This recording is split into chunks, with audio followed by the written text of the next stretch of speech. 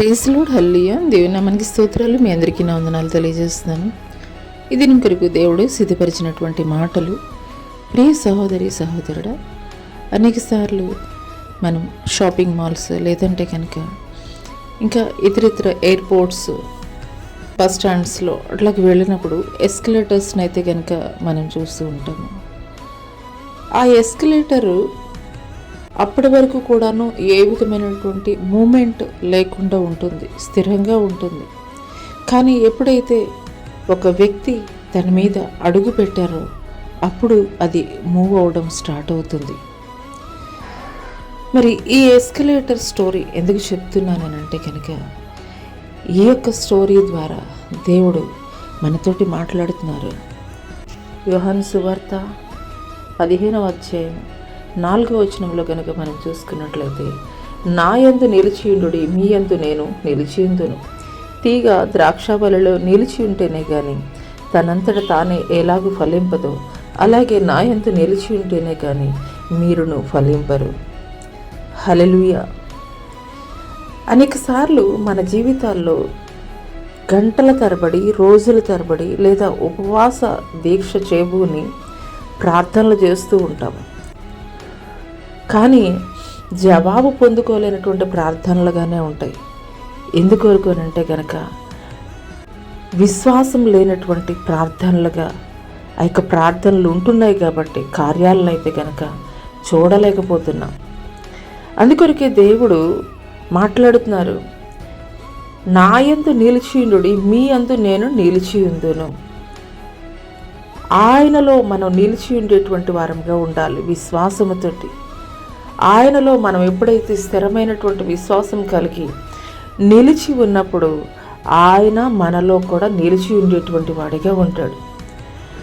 ఆయన మనలో నిలిచి ఉన్నట్లయితే కనుక తీగ ద్రాక్షావల్లిలో నిలిచి ఉంటే ఏ రీతిగా అది ఫలిస్తుందో అదే రీతిగా మన జీవితాలు కూడా ఫలభరితమైనటువంటి జీవితాలుగా ఉండాలి అని అంటే కనుక స్థిరమైనటువంటి విశ్వాసము, దేవుడిలో నిలిచి ఉండేటువంటి విశ్వాసాన్ని అయితే కనుక కలిగి ఉండాలి. అటు రీతిగా నువ్వు విశ్వాసం కలిగి ఉన్నప్పుడు నువ్వు గంటల తరబడి, రోజుల తరబడి లేదా ఉపవాస దీక్షలు కొన్ని రోజుల తరబడి నువ్వు చేయవలసినటువంటి అవసరత లేదు. ఎందుకొరకనంటే కనుక అక్కడ విశ్వాసాన్ని నువ్వు ఇంప్లిమెంట్ చేస్తున్నావు. విశ్వాసాన్ని ఇంప్లిమెంట్ చేస్తున్నావు. నువ్వు ఏదైనా ఒక విషయం గురించి, ఒక సమస్య గురించి దేవుని సన్నిధిలో మోకరించినప్పుడు నువ్వు చివరిగా ముగించవలసినటువంటి ప్రార్థన ఏంటి అని అంటే కనుక, దేవా, నేను చేసినటువంటి ప్రార్థనకి నీవు జవాబిచ్చినందుకు, నువ్వు జరిగించినందుకు నీకు కృతజ్ఞతాస్తుతులు చెల్లిస్తున్నానయ్యా అని ఒక స్థిరమైనటువంటి నమ్మకంతో, విశ్వాసంతో మన యొక్క ప్రార్థన ముగింపు ఉన్నట్లయితే మన జీవితంలో కార్యములు కూడా దేవుడు అదే రీతిగా జరిగిస్తాడు.